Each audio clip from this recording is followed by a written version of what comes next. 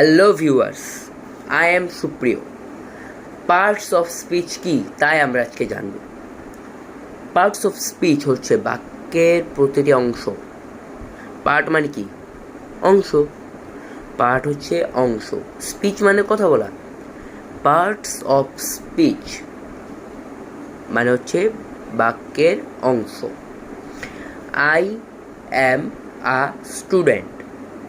I am a student এই বাক্যে মানে এই সেন্টেন্সে প্রতিটি অংশ হচ্ছে এক একটি parts of speech. Parts of speech মূলত 8 প্রকার হয়ে থাকে: noun, pronoun, adjective, verb, adverb, preposition, conjunction, interjection. আজকে এইটুকুই।